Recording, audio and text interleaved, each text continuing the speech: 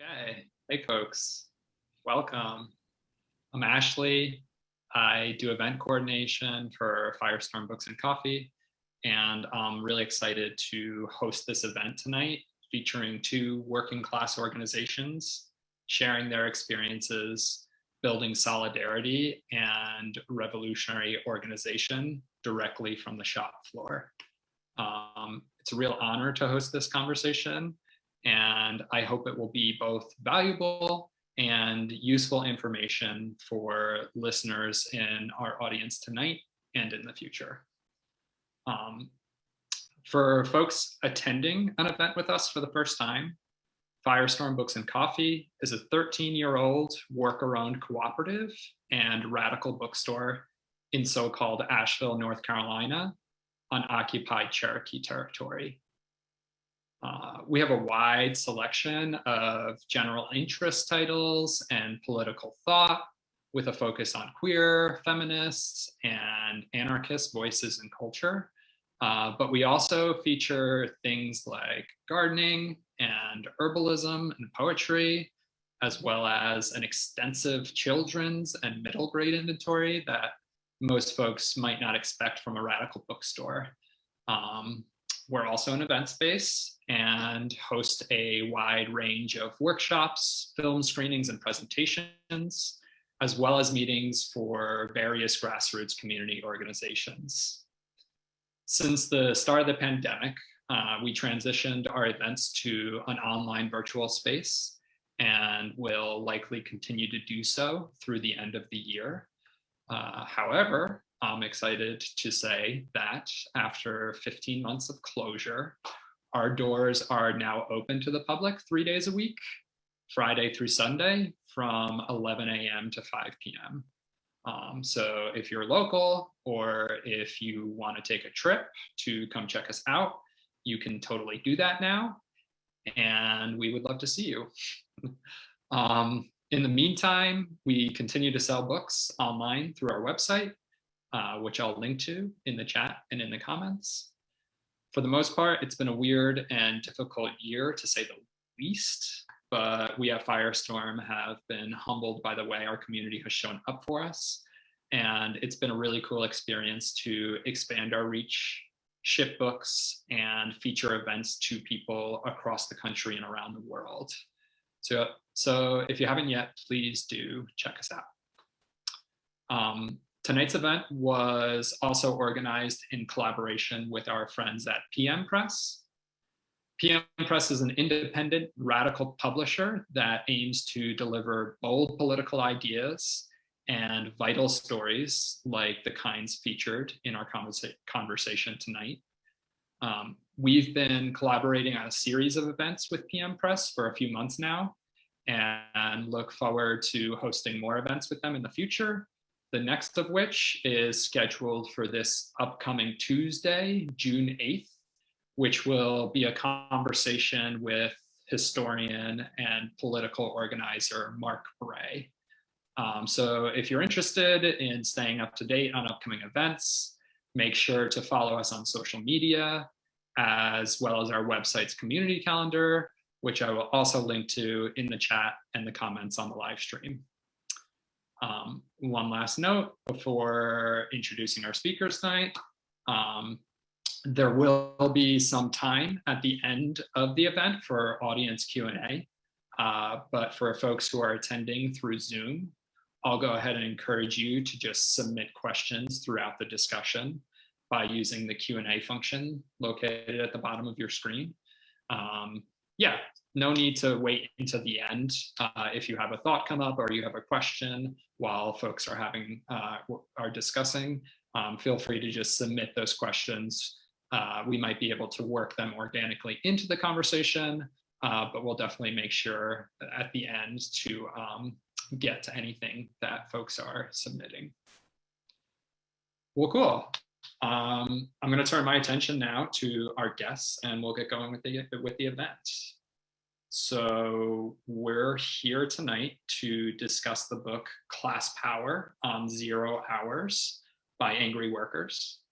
AngryWorkers are a collective of anti-authoritarian communists who have spent 6 years organizing in London's industrial backyard, mainly in the food manufacturing and logistics sector.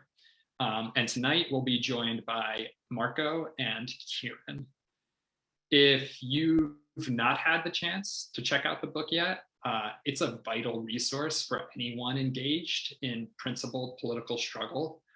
The book is an incredibly detailed exploration of building solidarity, learning from mistakes, and working towards a collective vision for liberation amongst everyday working people.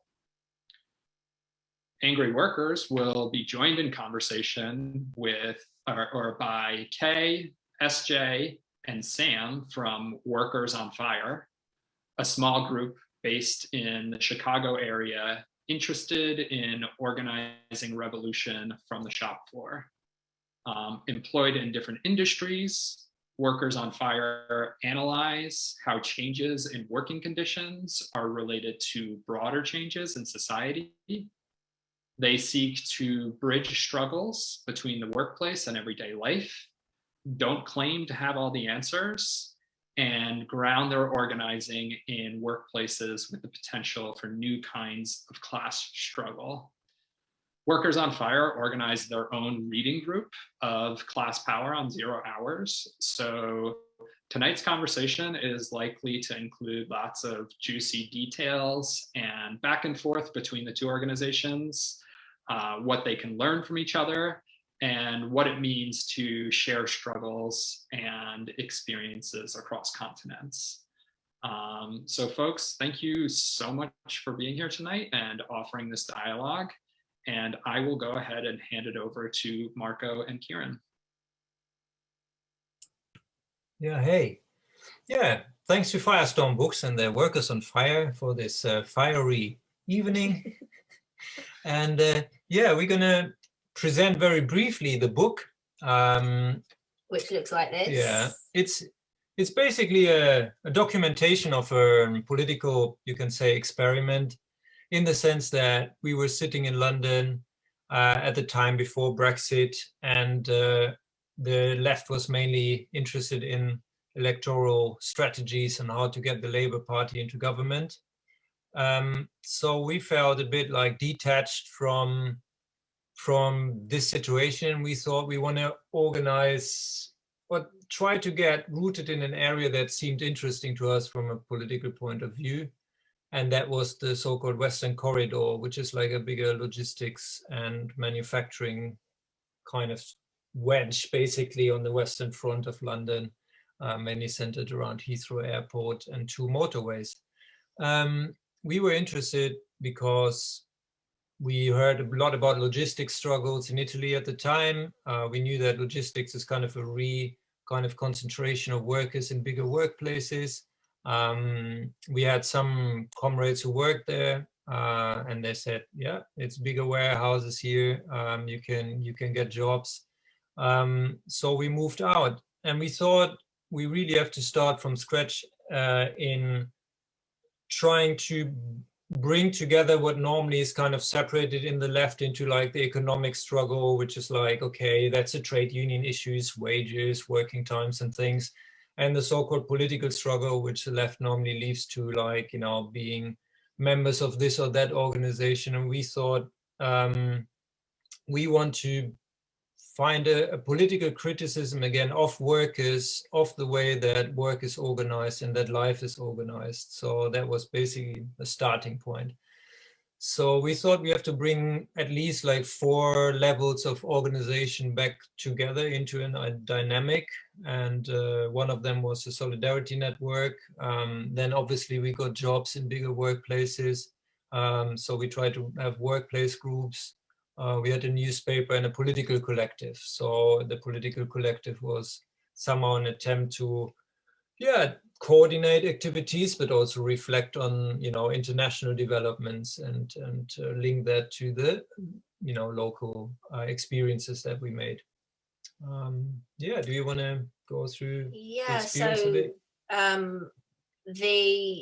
The book kind of is split up into various chapters, and the 3 kind of main chapters in the book focusing on like 3 specific workplace experiences. So like we were in this area for about 6 or 7 years, and in that time we had like lots of people joining us who would stay from anywhere between like 3 months to 2-3 years, and also get jobs. So after the end of that kind of time, we'd built up quite a lot of knowledge and experience about warehouse, factory, food, retail kind of work that was, you know, predominated in that area.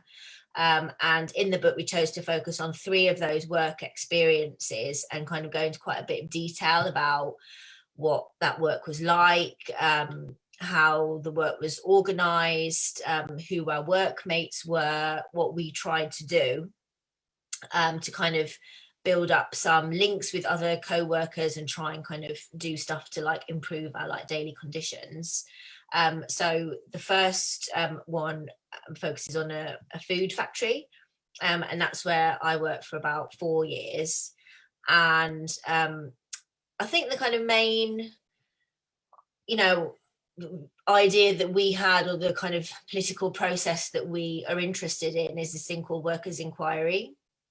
And that's not just about kind of research, although a part of it is about kind of finding out, you know, generally how things are, and then that becomes the basis for which you think about ways to build power on the shop floor and with your workmates. But it's also about getting to a process by which you get to a point where you have a group of workers together who can all kind of discuss their situation together and analyze their situation and think, okay, what actually can we do together? What tools have we got at our disposal? Like, you know, is there a union? What's the union like?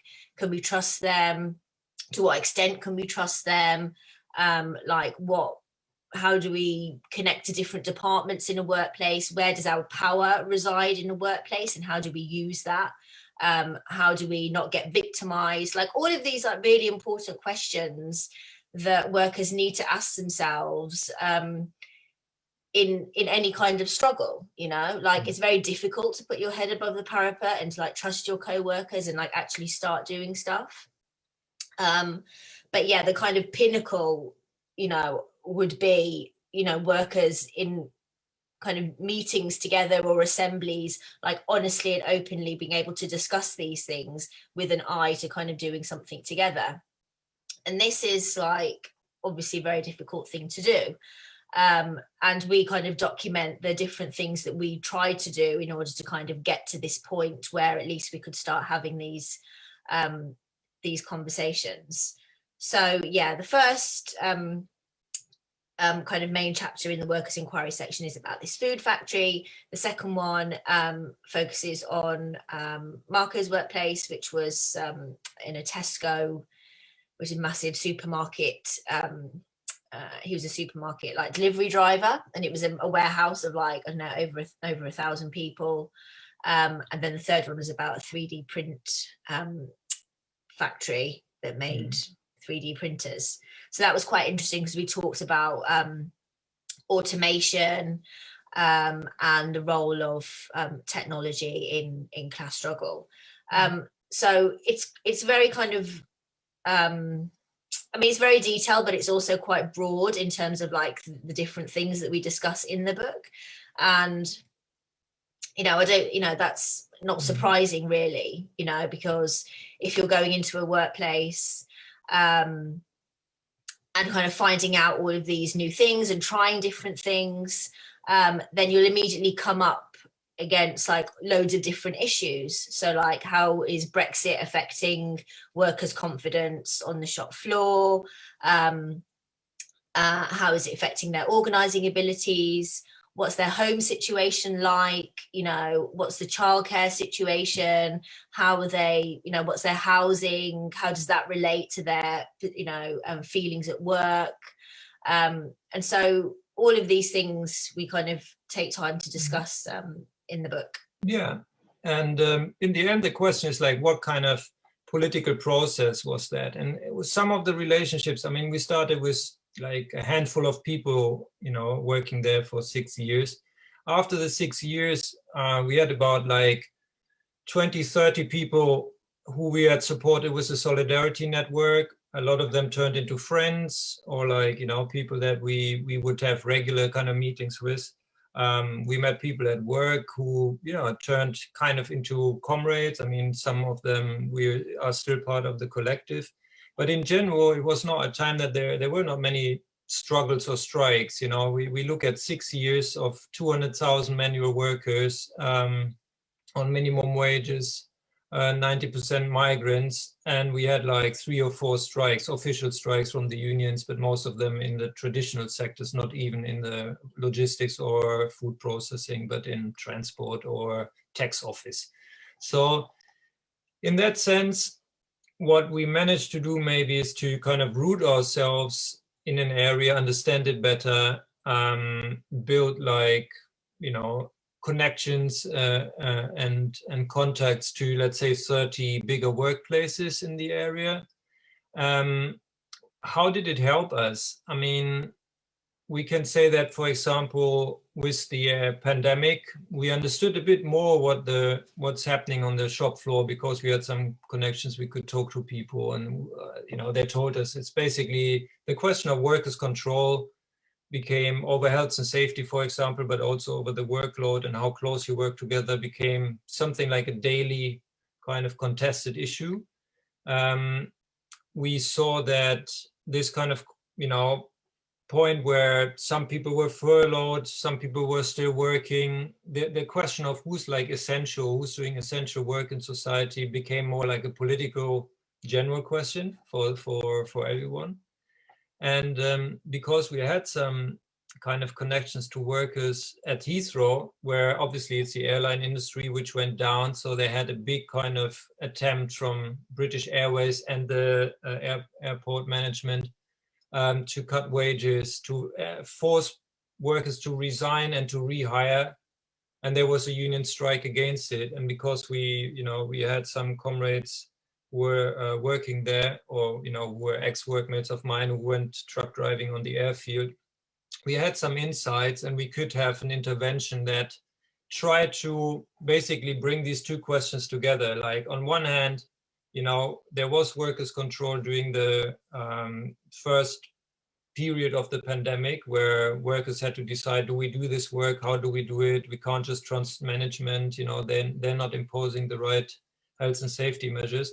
But then also the attack on our wages immediately, or in the midst of the pandemic, basically. So the essential workers became victimized.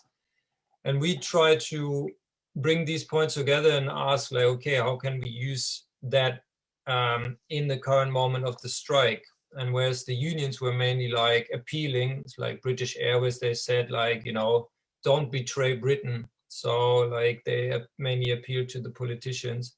And the strikes were fairly kind of defensive, also because the picket lines had to be small and isolated because of the pandemic, which I think we managed fairly well to intervene, both on an immediate level of proposing means of the strike that would open it up more, overcome divisions between different unions at the airport, or between different professional groups, but also see the bigger picture and say, like, okay, we are fighting here in a situation, first of all, in the airline industry, which is like a shitty industry anyway, climate change and everything, but also like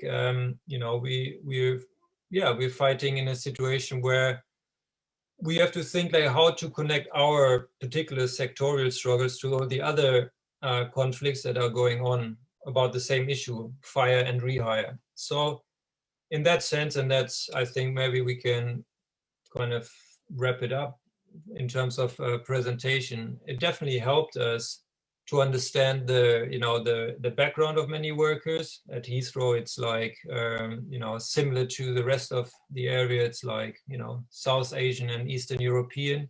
We understood previous strikes that were happening in the area, like at Gate Gourmet airline catering company.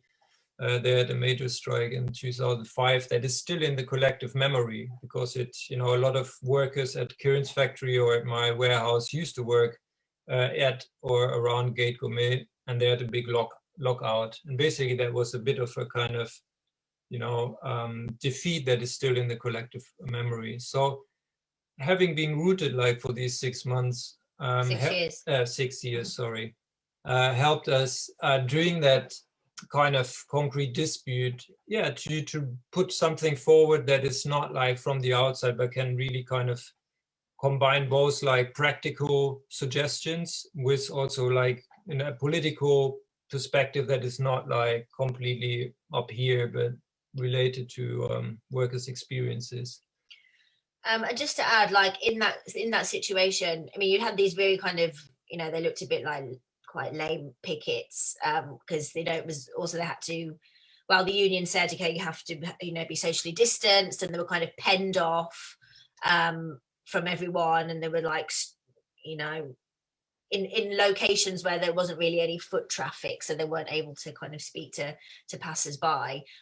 But the usual kind of politicos would go there and try and give them like their newspaper, and they turned out, which was like the good thing, they went to go and show their support. But I think it did make a difference, like when we went with our comrade in AngryWorkers, who also works at Heathrow, and be able to have that conversation like on the level of like worker to worker, and that they had also like seen us around a bit as like workers in the area, and just to be able to kind of get behind like the union propaganda in a bit and find out actually what's happening, because I think that is one of our main problems, is that you don't really know the nitty-gritty of like what's happening in struggles like behind the scenes, and that's what we need, because we need to learn. I mean, there's no point in kind of proclaiming victory here, victory there, when the general state of class struggle is pretty low.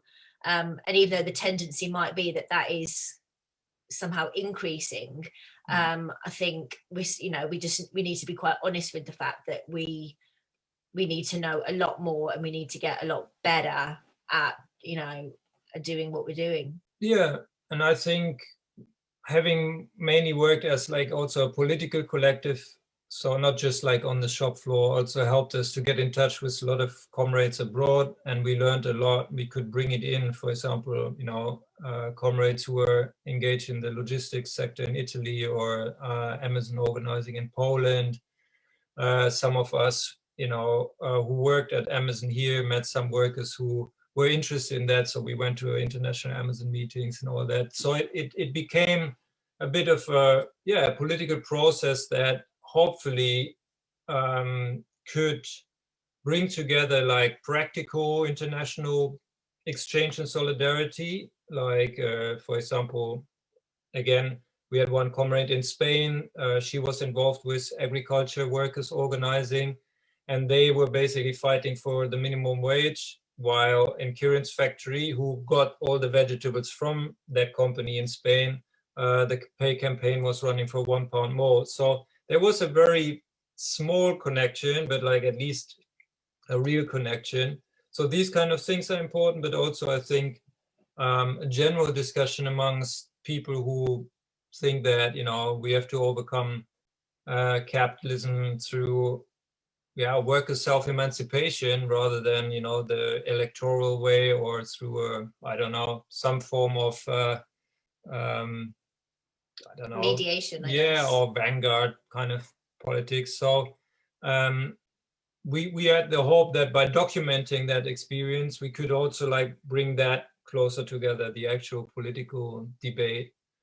So because normally you tend to have this kind of, again, a separation between people who, they do good organizing work, and then you've got people who like talk a lot about politics. So we thought, we have to fuse that again. And that's also how we got in touch, isn't it? Yeah. So Workers on Fire began kind of, I actually read Class Power on 0 Hours last summer. And I found it like a really inspiring book. I've been involved in like labor organizing. Kind of the George Floyd uprisings had really inspired me and put me in touch with like COVID, like all of the kind of like mutual aid projects that started up around COVID had put me in touch with a lot of like anarchist, insurrecto, nihilist types. And like those people became my friends, and I really admired their independence and their willingness to kind of just start a project on their own. But I have like I have this interest in workplace organizing that I didn't want to let go of. And so, we would have these disagreements about where we would want to put our focus. And so what I did is I ended up like reaching out to a group of people, a group of, just like anybody I knew who might be interested in reading this book with me, in order to kind of use what AngryWorkers talked about. In the end of the book, the end of Class Power on 0 Hours, there's actually this like little program that they have. It's like a 10-step program or something like that, 12-step program. I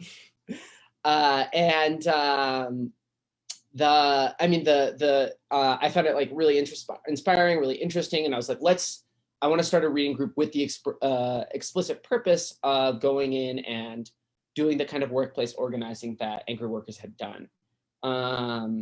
And so I started this, we started this reading group back last October. So for the first like 4 or 5 months, we just spent time meeting like weekly, talking about Class Power on 0 Hours, kind of coming to terms, like trying to wrap our heads around it, and thinking about how it related to like our own experiences at work. A lot of us have worked in the service sector primarily, and kind of thinking through like, how do we relate to our coworkers, like just like on a day-to-day level? Like what are we doing? Like how do we relate to management? How are we fighting back? How are we not fighting it back? Like what could have we done differently in our past? And just thinking like, how could we actually do this in the future? And it was like really good. I mean, like we also had some of the more traditional like leftist reading group type stuff, being like, oh, what's going on over here? Like, what is this reference to? If you read the book, there are no footnotes to anything. There's no like table of like, there's no bibliography at the end. So we were like trying to piece together like, oh, where did this idea come from and whatever, right? And so it was like, but like a lot of it, our primary focus during this discussion, during this reading group, is like, how are we going to do this? How does this make us reconsider kind of like a lot of the received notions about politics and work and stuff like that? And kind of like figuring out like, what do we like about what AngryWorks is doing? Like, what are the parts that we want to do? What are the parts that we not want to do and stuff, right? Like, how would we put this into action? How would we modify it for our own, the US, for Chicago, which is like has a different demographic composition, a different history of struggle, right? Obviously there are lots of differences between the US and the UK at work, right? Union density being far lower. Kind of by the time we finished the book, sometime in March, we all decided we're going to go get jobs in the logistics industry, and that's what we've all done. I'm the last person, or like at least get jobs. And not all of us work in the logistics industry, and I'm the last person to get a job, and I'll be starting in like a little less than a week. And like one of the things that we took, like I was like trying to figure out like, what are we talking about here? Like, what are we going to talk about? And like, I was thinking that like, we're a new group, right? Like we don't got shit under our belt yet. Like we're just getting started. We're just warming up. And kind of like one of the things that what I wanted to talk about is like what we're taking away from the some of the Angry Worker, like what we took away from the book, which is like we wanted to make sure that we were like rooted in the workplaces that like we were talking about, that we were like ready to commit to like a long-term plan of like getting rooted in the Chicagoland area. And like we really admired how if you read the book, there are these very detailed descriptions of like how race and class and nationality and like immigration status actually play out on the shop floor. And some of the stuff is like very counterintuitive for a traditional like leftist perspective. And like one of the things that we really admired is like, okay, this is like information that you can only get when you're like in there, when you actually know people and you're actually hanging out with people who are at work, And so we wanted to do is like kind of imitate that, right? Like get into the workplaces and figure out what's actually going on in the Chicagoland area beyond the like little bubble that we were operating in, of our friends and the political groups that we participated in, stuff like that.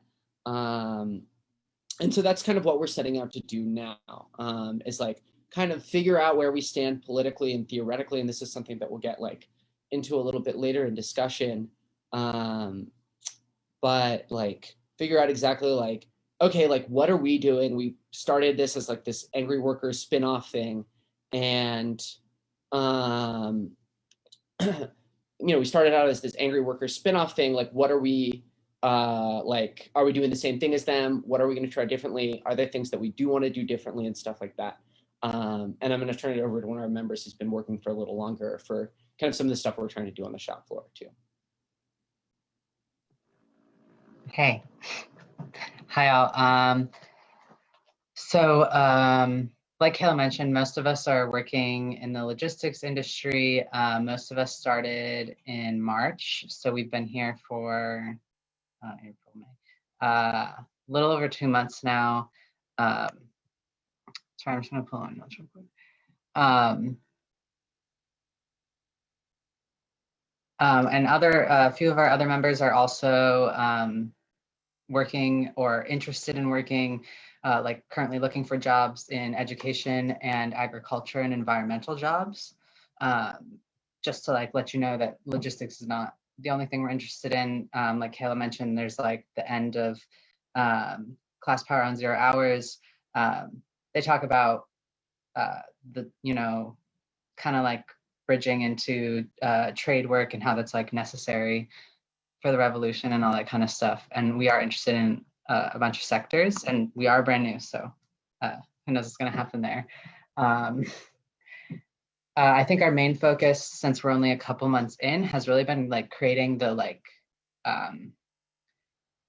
good coworker relationships. We want to like be able to cultivate workplaces where coworkers can like voice their needs and not only about work, but about their lives outside of work. We're doing this like what we're using to create this relationships is like, one, learning every job we can on the shop floor so we can talk to as many people as possible. And the second thing that we're doing is just talking to people about their lives. So for us, like a good coworker relationships look like really friendly, open, and like honest communications about where we're at, what we need on the shop floor, and who we are like outside of the shop floor. We talk about how annoying and shitty and horrible the managers are. Me and someone else on here, and most people at our workplace, we all really don't like one manager. We just like love shit talking him. It's a really good way to like build worker camaraderie.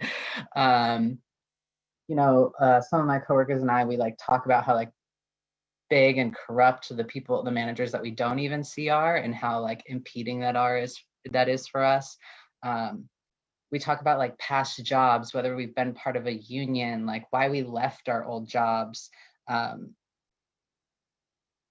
And those like really create really like productive conversations about the workplaces that we want to be in right now, or not that we want to be in, but just the workplaces we're in right now and the things we like need to survive on those shop floors. And when we're talking shop floor, it can get kind of like redundant, like, oh my God, I'm being oppressed. My legs hurt, my back hurts, my feet hurt. I have a sore on my hand from pinching my finger yesterday. And so we also like really want to talk about the things that happen not on the shop floor. I want to know where my coworkers live, and how they live. Like, are they renting? Are they owning? Are they sharing? Do they live in multi-family households, multi-generational households? What do they do besides their job? Are they on food stamps? Do they have a car? Do they take the bus? What neighborhood do they live in? Knowing all these things about my coworkers just helps create these like really amazing like relationships.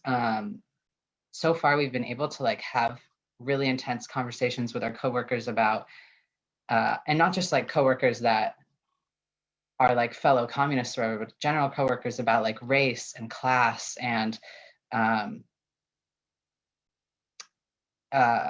anti-Blackness, being assaulted at the workplace, where we grew up, For me and one other coworker who like doesn't know what I do, we've like connected about being like the only gay in a small town growing up. And like we just like feel good about being able to like talk about being queer on a shop floor with each other.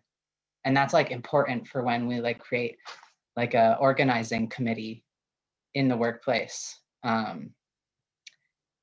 and like I said, like the main goal in mind is like not for any one of us who are part of Workers on Fire to start it, but I think for most of us, the goal is to like really create that environment where like any worker can just like start showing up for themselves and their coworkers against management, against the company, whatever it is. And in the few months that we've done that, I think we've been pretty successful in creating, you know, in 2 months being on the shop floor at this one location, we've created some like really good, strong relationships already. And I think we're all really excited to like see how that goes. Sorry, I don't know how much time I have left. 2, okay.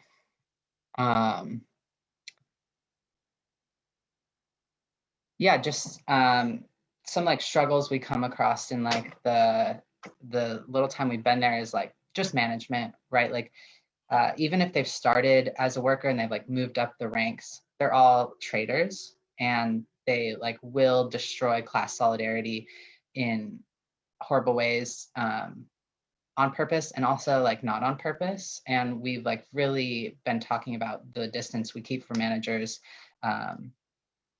in the workplace, how mean we want to be to them, to their faces, that kind of stuff. And I think one thing we're also like pushing away from, because we're also pushing away from the hierarchy of management, is like Workers on Fire is not super interested in the idea of like a traditional union.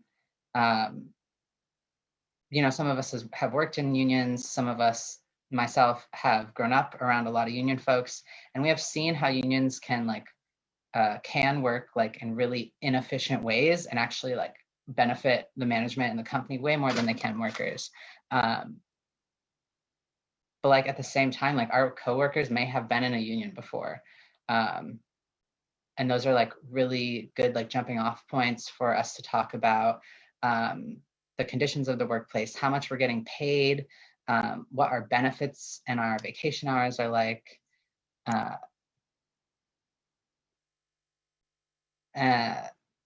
Yeah, but it's like it's good to like separate ourselves from the hierarchy. Last thing I'm going to say, this is really grueling work, like physically and mentally. And if you are interested in this, you like got to know that like you got to stretch at night, or it'll hurt your body in the end. Yeah, and I think that's going to jump into like our discussion. So I guess like the what we were thinking about is like, we're these new groups that are formed out of like AngryWorkers book, like we've got, you know, we've got some ideas. You guys might have some ideas about like what you want people to do after they've read your book, you know, like what do you want to see? What does AngryWorkers want to see when groups like us reach out to you and we're like, we're so inspired by your book. Like, what are you like we wanted to get in touch and talk about shit. Like, what are you hoping to get out? Like, what are you hoping that groups like ourselves end up doing?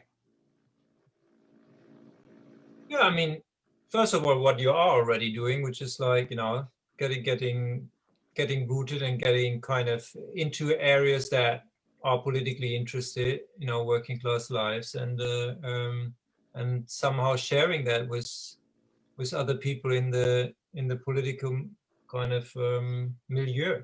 Yeah. And that's, I mean, our main problem is that, you know, there are a lot of good syndicalists and organizing people out there. I mean, we met these guys in Italy. They were kind of amazing. I mean, they, you know, without any resources, like financially, I mean, they organized, you know, strikes of 1,000, 2,000, 3,000, 4,000 kind of warehouse workers, mainly migrant workers as well. The problem there is that often it's like difficult to, if you don't have a political affinity, it's often difficult to really understand what's actually the dynamic in these kind of disputes. What is the element of worker self-organization? What are the divisions? What are also the problems of, you know, some of the unions involved?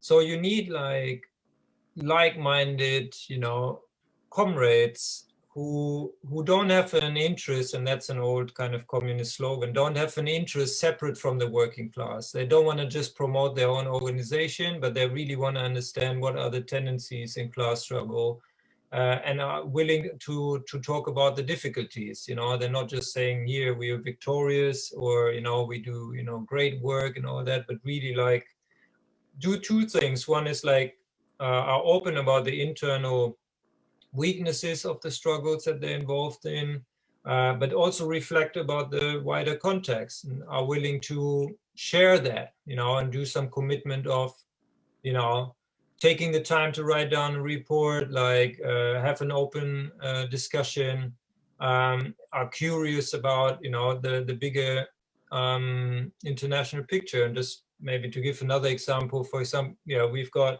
various friends in France, and during the Yellow Vest movement, we were really relying on them to get us an inside picture, you know, like, because from the outside, it all looked like, you know, what the media says or the left said, it looked like, you know, oh yeah, a populist movement and so on. But only like if you've got, yeah, comrades who are on the ground, who take part in these movements, but are not like just kind of cheerleading, then we can come to an international picture and to an actual, you know, collaboration that makes sense. That's what I would say. I mean, with the kind of Yellow Vests, we would kind of know people from a few different groups in France, and they all had a different take on it, right? Like not all of them had the same idea about what, you know, the composition of this movement was, what the, you know, kind of positive tendencies were. And in a way that was like a good thing, right? Because nothing is ever black and white. People are kind of in different cities, it might be different. But I mean, the kind of general idea is, are you able to come together and kind of discuss that and have a debate about what your perspective is and how that clashes or chimes with other people's? And this was the idea with the book. I mean, just to kind of say that we didn't set out to write the book. It was just a kind of, you know, thing we decided, because during the whole time that we were in West London, we were always putting out stuff, like just to document the process. And so there was already like quite a lot of stuff that we had written, and then we just thought, okay, well, it'd be quite good just to collate it in a book, but also to be able to get in touch with other groups, because if you're doing that work like in a local area, it's quite easy to just get a bit like kind of blinkered, because it's very intensive work, you know, and it like you put your heart and soul into it, and it's easy to just kind of forget there's actually like a whole other world out there, and other people will really value those experiences. So, you know, I think we've been kind of very lucky that the book has kind of been that push to be able to develop some kind of international connections where you can have that debate, a political debate, but based on practical experiences. And I think that's kind of generally what is lacking at the moment. Yeah, and at the beginning of the pandemic, that expressed itself in an international project that was fairly short-lived for various reasons, but it was called Fever Struggle. And it was like an attempt of comrades in at least 10 different countries, from Brazil to Greece to US to Wales, China, Hong Kong, Spain, to really share how the first weeks and months of the lockdown affected the local area, what kind of struggles emerged, both against the question of, you know, the lockdown measures, but also like at work about health and safety. In India, where some comments were involved, it was about the fact that the government stopped the trains to the villages because they wanted to keep workers in the towns. So it was a fairly kind of collaboration of comrades, but based on, you know, trying to share share reports, and it was very good to get a first overview of, an international overview of how is the pandemic affecting kind of class struggle. But then obviously the novelty wears off, and the pandemic became basically new normal. And then this particular project, kind of petered out. Connections are still there though, but like I think with each new kind of struggle or movement that goes beyond, let's say, just a national question, we need these kind of connections of comrades who have got a clear view, but also have some roots, Sorry, you go. Yeah, one of the things that we were thinking about, like, for instance, like right now, one of the things that we've been thinking about is like how to grow as a group. And I know we've had like a couple of discussions about this, but a lot of the way it seems like people get interested in like communist stuff is often not through workplace radicalization, right? Like, I know that's not the story of anybody in my group. Like, most of the people I know are not like radicals because like some shit went down on the shop floor and they saw some militants on the shop floor and they were like, wow, I'm gonna go like meet up with those people. It's because like, whatever, they're weirdos, like they picked up these books on the internet or just like through like hanging out at like a punk venue or some shit like that. Or like they joined some reading group because like their friend was in it or whatever. And then they ended up like getting hooked on on this political shit or whatever. And thinking about like, what does that mean? Like, what does that mean? Like one of the things that you guys are talking about is this like broad kind of like getting rooted in the struggles, right? Like, and there's also like a question about like, what do you do? Do you want to make a more, one of the things that we've been thinking of as a group is like, do we want to make a more strategic effort to recruit, not members from the workplace, not that we're opposed to that or that we're not trying to do that, but also trying to recruit in the more traditional bastions of the left, which is like, or the anarchist scene or whatever, which is like, at the gay parties, at the like squats, at the university, all of these different spots where you just like end up talking to people who are like, oh yeah, that sounds cool, I'm down to do that with you or whatever, which is basically what I did when I started this reading group, right? Is that I like showed up at my friend's squat, like I showed up at all the people I'd met at my friend's squat and was like, yo, who wants to read this book with me? Or I showed up at, like former lovers' houses or whatever, and I was like, yo, you want to get in on this book club? And like, like that's how I, got this reading group started. And that's how I've seen a lot of different political projects groups started, is that it's like actually a lot messier than like, we're like workplace militants. We're like on the shop floor. It's like, oh, I slept with that person one time and now I'm asking them into my reading group. Or like, oh, I saw this person at a party, or we were like sharing a cigarette like outside one time and I thought they seemed cool, like who's got their number or something like that, and these kind of like interactions, which like you could try to make more, like one of the things that we've talked about, right, is like figuring out where like the best place is to go to find people who are interested in doing this kind of work, which is like really particular, right? Like I actually usually can't show up at the squats and be like, who wants to get a job? Because none of them do. But like, there are other places, right? Like, so for instance, there's a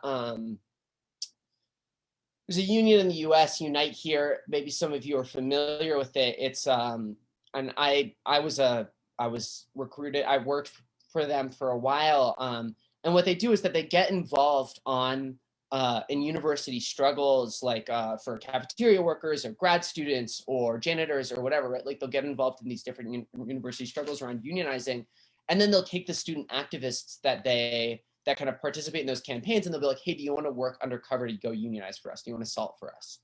And what would end up happening is that those became a lot of like their organizers, right? Like that's like a little like, it's not that much of it. It's like out there, people know about it. There's like a book written by one of these people, right? But like, that's a whole strategy that like I thought a lot about. And I'm like, well, I didn't really like working for Unite Here. Like I have some beef with them, but like, that was a way where I saw a lot of like young people like really dedicate a lot of time because they were like looking for something to do, something like what your book was, but they had instead of it being kind of like a scattershot, like hope somebody reads, the book or whatever, it was like, oh, this is where,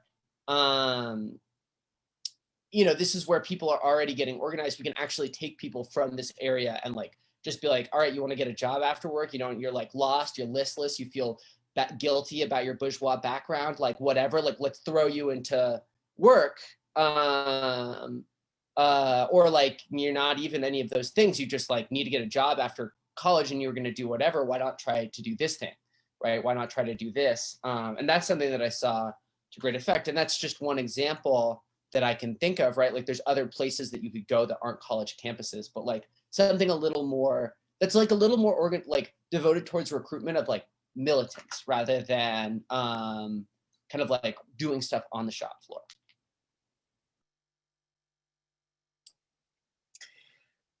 Yeah, I mean, this was a kind of an issue that we kept coming back to. Even when we started, we were like, okay, there's only 2 of us at the beginning. Should we try and recruit and get a big enough number so then actually we can, we have a bit more support, a bit more of a support network before we start these jobs.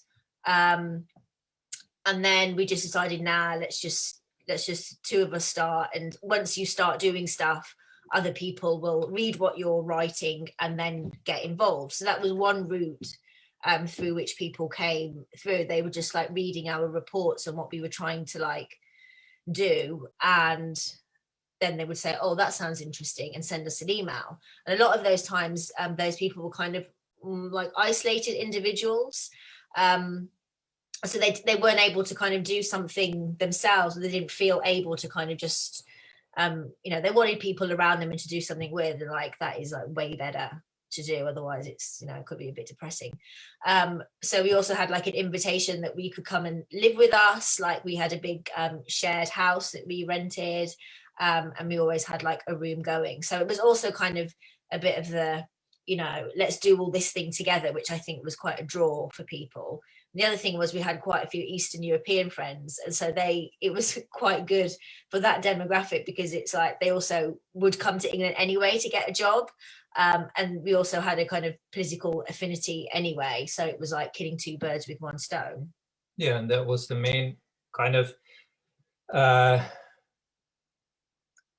characteristics normally, like that people would do shitty jobs anyway, but have a political interest. And then you say like, okay, why don't you leave your shitty job in the bar, where you've been working for a year and you're a bit bored, or in the little office, and let's go into a big place. And, which might be a bit daunting if if you're on your own, but if you're together with some people. So it was normally people who, would not come from a purely like political perspective. They were often a bit shocked about the daily work routine, but people who know what it means to do a shitty job, but then were up for doing something a bit more collective. But yeah, I think for us the main question is still not necessarily how to address other lefties. I mean, we do that, and that's where we mainly come from ourselves. But how we can be relevant for workers who are actually in struggle, in the sense, that we will never be the ones that offer big financial resources. We're not the ones that have got like the mass party behind them, or like a big union. But it must be either because the relationships are more equal or more straightforward, and not like, oh, I want to recruit you, or I want to get you into my party or something, but like more like straightforward. We are, have a similar political ideas, or like want to support each other. But also like, that somehow we can make clearer the connection between, for example, their strike and the question of social alternative, and really like rephrase the idea of what it means to fight for a different society. And don't make it just an abstract thing, but say like, these experience that you have on that little strike or on that little occupation that you're doing, how does that relate to, a whole, international search for something new. I mean, I think a lot of people that we met, they were rebellious working class people somehow. They didn't like the system, but because of 20 years of very little movement experience in England, they're just kind of beaten down, you know. So, and for them to come together in a spirit of, okay, we're looking what is happening in other countries at the moment, where are some hopeful tendencies, you know, what is happening, you know, at the time it was Yellow Vests or the Arab Spring or things like that, and bring that, you know, closer to your own situation, your own struggles. I think that's to create that kind of culture. That's difficult, but that's what we tried, you know.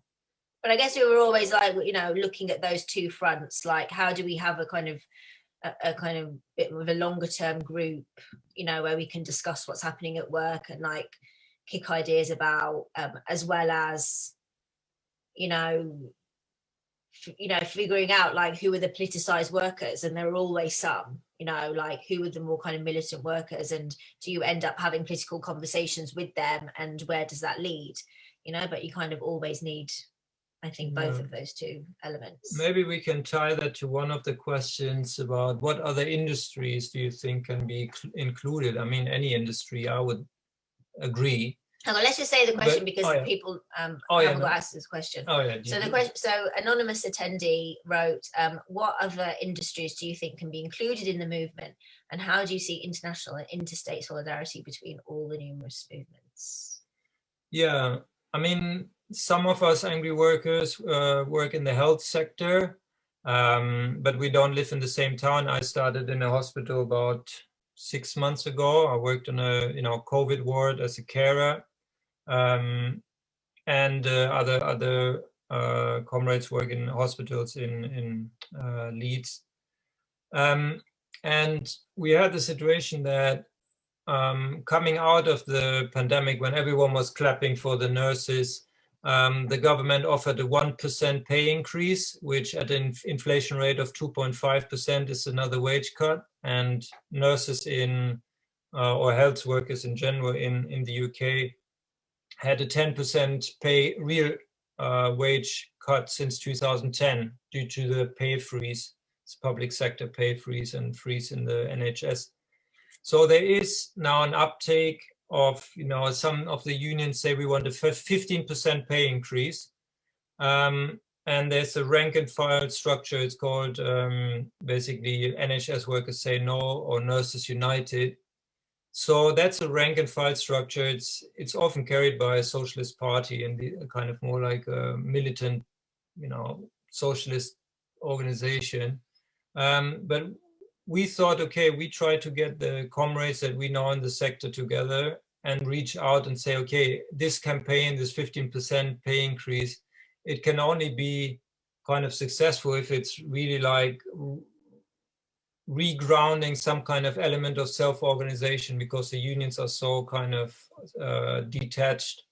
So what we did is like we got in touch with comrades in Germany who have been in hospitals for 30 years and have got some rank and file structures, with comrades in Czech Republic. They've got a nurses coordination. We had one meeting with a nurse from Chicago, actually, whom they might go on strike, and she talked about St. Vincent Hospital. They're now like in 13 weeks or something on strike. So we did the fairly kind of basic thing of trying to analyze what other experiences are there on international level, who are people in the sector we already know, how can we gather that material and throw it into that campaign and say like, okay, yes, there are the unions, but in the end it's about, finding, self-organization on a hospital level and coordinating that. So in that sense, yeah, we're not like tied to specific sectors. I was attracted to that job because it's a big hospital. It's about 9,000 people working there, and I never worked in care, so I thought that might be something, especially now with the pandemic and the pay campaign. I mean, it kind of depends. Like, are you mobile enough to be able to move somewhere where you think you've got an idea, okay, strategically, I think this is like an interesting industry. Am I able to like go there and get a job? I mean, that's sometimes out of your hands. I remember speaking to a comrade in near Connecticut, and it was mainly kind of service industry, kind of where they were. And so, you know, they did a kind of mapping and tried to kind of think strategically about that local area and about what it would mean to, you know, for workers to link up with each other and like start improving their terms and conditions, but in quite isolated, I mean, like smaller workplaces, you know. So I think the main point is just like, do you have some kind of strategy? You know, it's not just firefighting or going from here to there. Do you have a kind of longer term plan of like what you want to do, what you find politically interesting? And that's kind of the first question. Otherwise, you know, it's quite broad then what you might find politically interesting or you think is strategically important. But the idea is like, you know, are you able to kind of get stuck in? Yeah. Oh, sorry. No, I just wanted to say, like, the way that we've been thinking a lot about this is kind of through the questions and discussion that you raise at the end of your book, which is also addressed in Insurrection and Production, which, you know, just this idea that like revolutionary conditions are often out of our hands. They're often like, it's not something that we're necessarily going to build through a step-by-step program of building power through the workplace, but in conditions of, you know, wartime, widespread protests, kind of along the lines of what we saw in the US this summer, you get these conditions that are a little bit more ripe for revolution, and we want to be in the right place for that. And the right place for that, it can be a lot of different places. And we're just trying to think about like, well, what do you actually need to make society run? You know, in your case, like, well, in everybody's case, we need food. So you work to food manufacturing, food delivery. You know, we need water. We've been talking a little bit about like, how could we get into like water treatment, something like that. Yeah, you know, basic infrastructure. We're thinking about like where the highest concentrations of capital are. Like, yeah, also in terms of industrial corridors, like you talked about with Heathrow.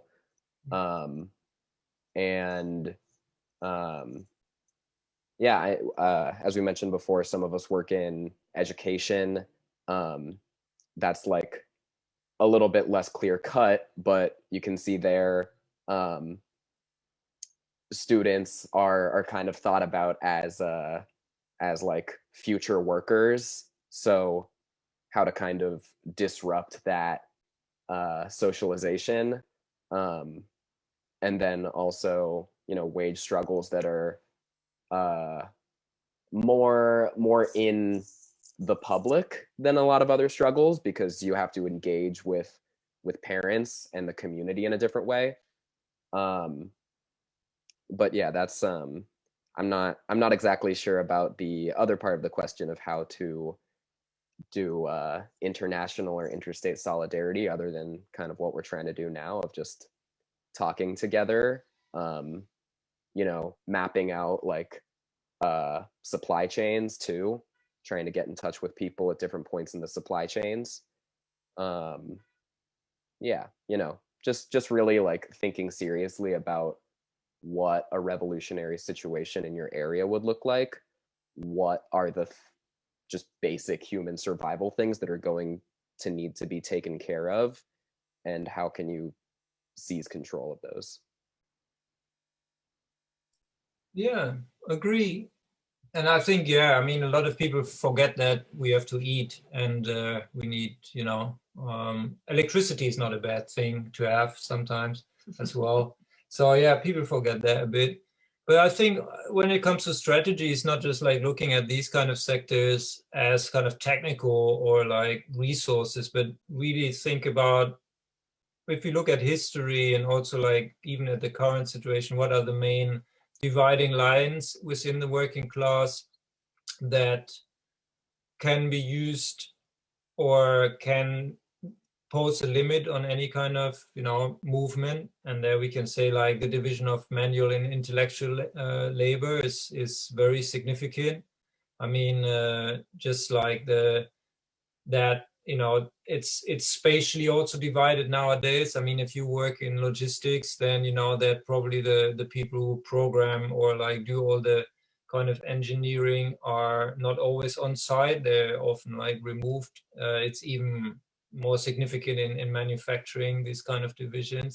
It's often like international divisions. I mean, you develop a mobile phone in Silicon Valley and you produce it in Shenzhen. So there's that. Then obviously between the productive and so-called reproductive sphere, I mean, that's like another fault line. The question of like developed and underdeveloped regions, the question of unemployment and, these kind of, marginalized sections of the working class, which can go, either way. They can sometimes be mobilized against the organized cores. Sometimes they are leading and they, are much more experienced with confrontation with state power. So I think strategy in that sense that you can kind of not exactly kind of say these are the fault lines, but like if you look at history and analyze the current situation, you can have a rough idea where, a qualitative leap would have to be made in a movement. And that's where, if you're rooted in these kind of areas and try to kind of, basically mediate to a certain degree between struggles at these advanced points. So, that's something, that's a political debate. What do we find important at the moment? And for the US, it would always have been like the US-Mexico kind of industrial borderland and kind of the very violent enforcement of such a wage differential and people trying to cross that, physically, by going through the border. So these kind of things are, that would be very strategic.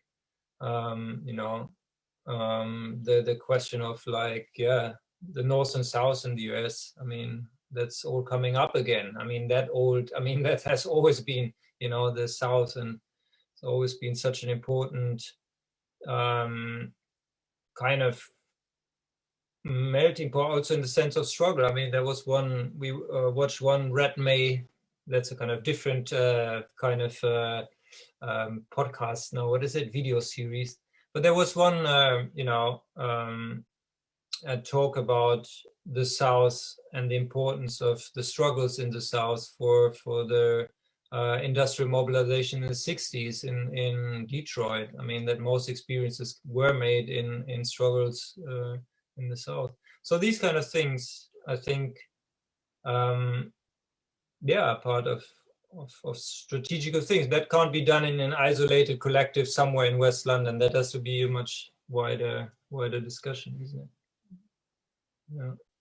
Yeah, I see a question about this. Kind of makes me think there's a question in the Q&A about whether we think strikes would gain us ground and like whether strikes are a useful strategy.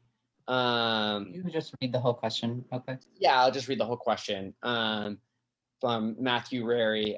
As a union member in a right-to-work state, we have no strike clauses. I believe strikes would gain us a lot of grounded strategy.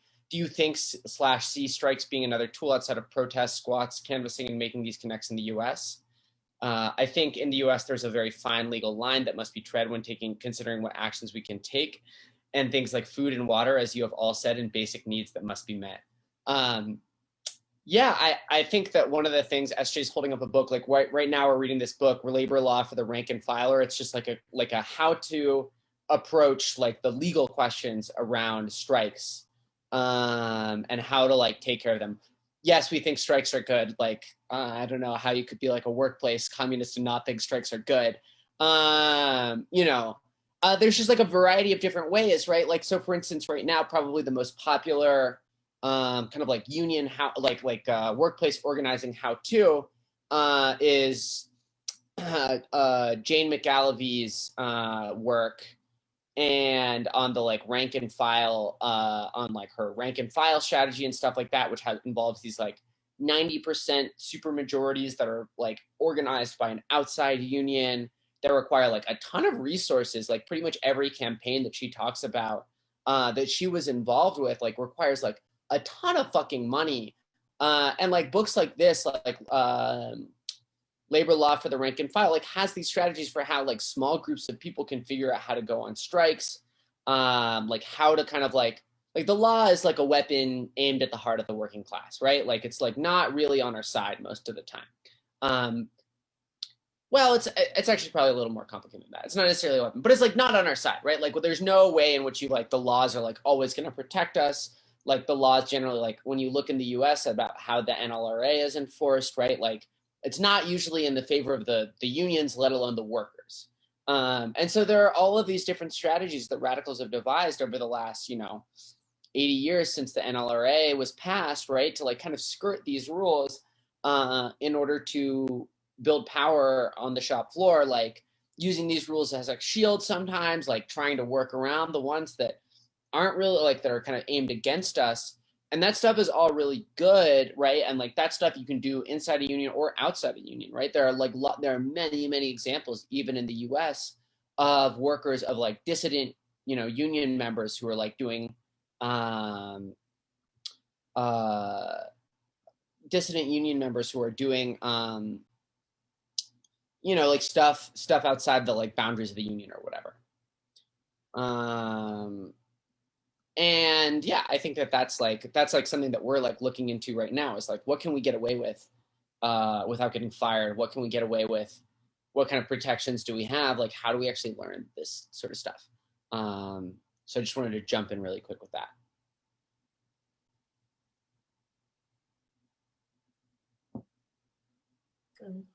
Okay. There's another question, and we have 15 minutes left, so maybe we should. Do you want to read it out? Or my eyes on it? Thanks for the question. You've probably spent more time engaging with people who could be described as being broadly on the left over the past year since the book came out. Any reflections on how that's been going and how the book has been received overall? I would that's definitely true. I mean, we always were documenting the process and writing articles and doing everything like before the book came out, but I think it's been kind of qualitatively different like since the book has come out. And then we quit the jobs that we were doing in order to do a book tour, in order to like have actual meetings with groups who were like interested in doing something similar. But then COVID came along and like that all went to shit. So this year has kind of somehow turned into a bit of like the focus on the book, talking to the general left, and that has been quite I don't know, like challenging in different ways, I guess. Like I was, I guess, not so used to it, and was just not so I don't know, like you kind of do your thing in West London, you throw yourself into the job, you're writing, you're doing the Solidarity Network, you're writing the newspaper, it's like all consuming, and you try and have an eye on like, what's happening internationally, and you've got your international comrades and whatever. But yeah, I don't know, I've just found it a bit kind of, I don't know, it's been a bit anxiety inducing, I have to say, like just with this kind of focus on the left, like which has basically been the 90% of what we've done like over the last year. And it's always been a bit, you can only do it for so long, I think, before then you just have to kind of get back and like do what you should be doing. Yeah, sorry, I'm kind of rambling now. Yeah, no, but like they're also very different. I mean, I think we sold like about 3,000 copies in total, and only very few people give you feedbacks nowadays. A lot of people, like, I mean, you guys are the exception, but there are quite a few like reading groups and people who see it as a collective kind of effort to, you know, maybe write a critical response and something like that. So there are a few, and that's always like obviously most appreciated. Then yeah, a lot of the problem is we didn't really get the feel for people because we couldn't really meet. So it's a lot of like emails, you know, someone writes from France or from Italy or from Sweden, say, oh, I read the book, it's really nice, you know, how can we work together? But like it's often individuals, and then you think like, where, you know, try to start a collective. And that's a bigger maybe questions like what does it take to work collectively? I mean, at least in UK, that's really difficult. People are either in parties, because you don't have to be collective if you're in a party. You just, you know, you just do your kind of membership duties, but you don't really sit together, you know, that much and kind of have to make commitments to each other. Or people are, you know, professionals, like, you know, journalists, or like, you know, or in kind of fairly like campaign type of politics, but like a collective that kind of tries to bring together practical and theoretical kind of aspirations. I think at the moment, after 20 decades of neoliberalism, is also something that we have to relearn. So I don't know, yeah, it's I mean, I think generally as a kind of collective, if you find that you're only ever talking to the left, like, you know, it's just, it can seem like a bit of a dead end, you know, like, yeah, it's obviously kind of good to like keep in touch, but you know, the real orientation just needs to be like with the people that you live and work with. Yeah, but then again, even with the health workers kind of network, most of the people that we get in touch with internationally or locally, they're somehow, you know, they're somehow lefties like ourselves. I mean, there are some, but we have a slight kind of disagreement about like where the focus should be with the health workers stuff. Like some of us are working now. My kind of preference would just be to like focus on work for like the first year or two and just kind of maybe forget everything else. Whereas, you know, Marco tries to kind of build up the group at the same time. I mean, it's...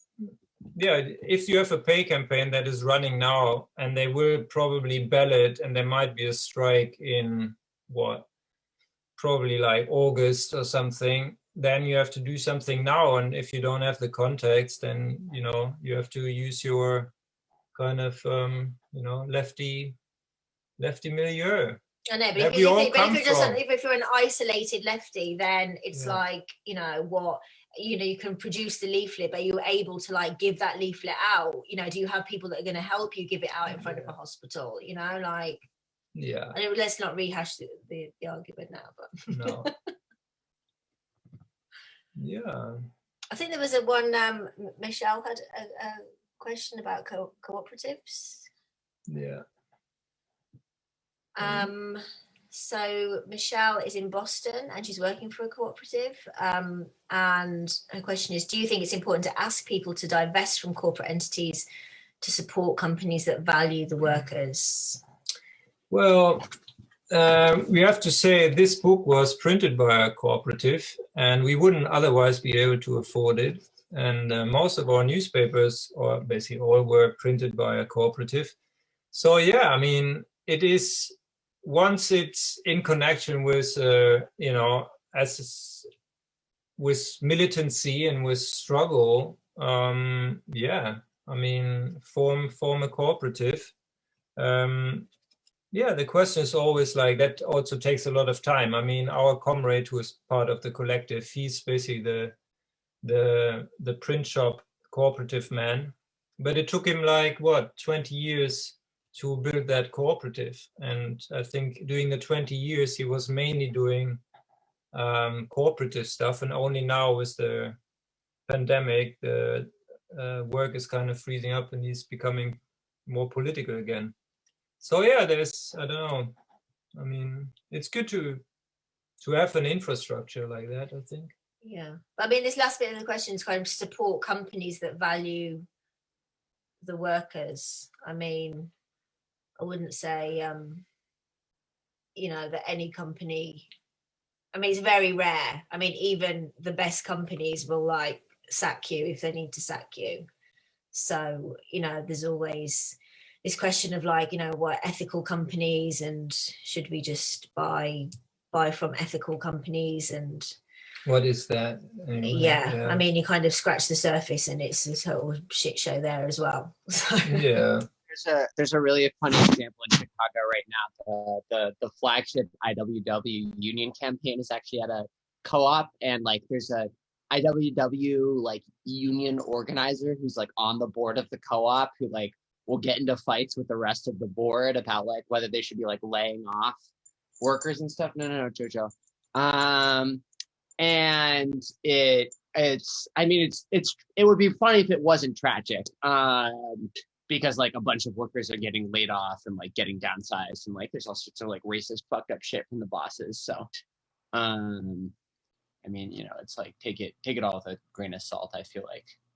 Yeah, but we can also see with the cooperative, like in Argentina, for example, it had like two sides to it. On one hand, in a lot of struggles, the companies that were taken over and then running under workers' control became very like focal point for the wider movement, like Zanon, this kind of tile factory, which was even now important in the so-called Argentinian health workers rebellion, where they blocked like access road to the oil and fracking fields and imposed a 53% pay increase. So that's what we are going for with our health workers network, just, go Argentinian style. But like the cooperatives there, for example, Zanon, they were important in any of these kind of movements as kind of, just organized cores. But at the same time, a lot of the cooperatives, basically the government put the responsibility for the crisis onto the workers and say, okay, run the company. If it's profitable again after a year or two, the old owner can come back. But like, it was basically to, let workers exploit themselves. So it basically also in that sense diffused, a movement, it diffused the situation where workers were taking over factories and say, okay, we give you a legal framework and you just keep on producing, and you basically, become a bit pacified. So there, the question is like, under what kind of conditions do you create a Zanon, like a political force that is also, through working together and producing tiles, have some kind of cohesion? Or you've got like these cooperatives that are mainly just like legal entities and not much more. It's all the question of the movement. Yeah. Ash. Hey there, folks. Ash is back. I'm back. I'm noticing we've pretty much gone through the questions there, and we have about 5 minutes left for the event tonight. And this has been, just a really thorough and like interesting experiment in terms of an event that we've had where, this exchange between y'all's organizing efforts and between reading the book and starting a collective and analyzing your own conditions on the ground and what that means for what your organizing looks like is super interesting. So I just wanted to take a minute to thank you all for doing this tonight. I know Marco and Kieran, it's late where you are. So thanks for taking the time to have this conversation. And perhaps, with here at the end, we've gone through all the questions. So maybe if there's just any final thoughts folks wanted to share about the discussion we've had tonight and the relationship that y'all have had between, finding the book and reading it and creating your own sort of organization out of some of the ideas that AngryWorkers had worked together to create and put into book format. So yeah, I guess just wanted to give a minute for any final thoughts or closing thoughts tonight.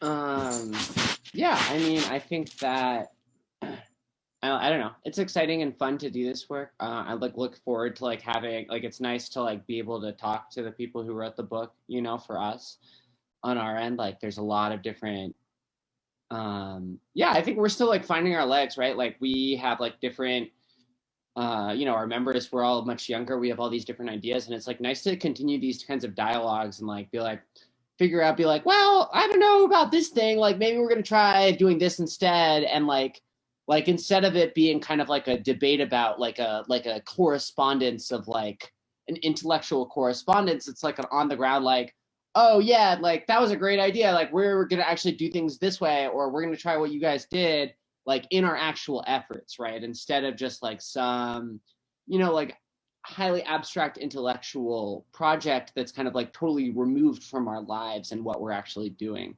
And that kind of blending of politics and life that that lets us the fact that we get to experiment with politics and life in this way, in collaboration with other groups like AngryWorkers, is yeah, a really satisfying thing, right? In a really interesting and productive one, and something that I have not really found elsewhere, in other places where I get this degree of freedom and to pursue the kind of political work that seems necessary. Yeah. Yeah, thanks. I don't know, for us it's the main challenge is to understand. I mean, we are facing a cycle of defensive struggles. At least in the UK, they already started.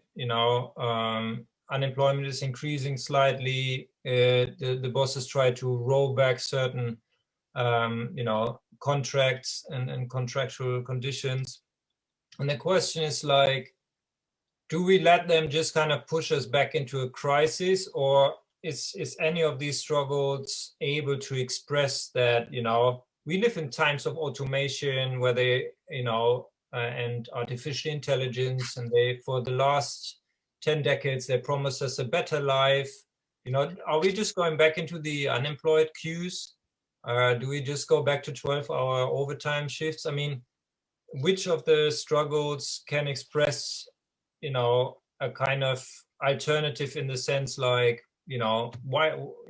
immediate reduction to 20-hour weeks, full payment compensation. Everyone works, but we all work less, and we concentrate on the work that is necessary. And that doesn't seem abstract anymore, I think, after the pandemic for a lot of people.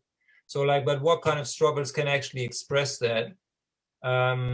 And yeah, for that, we need an exchange of all comrades who are engaged in struggles at the moment to look for these little, tendencies that can go beyond this kind of defensive situation that we're in.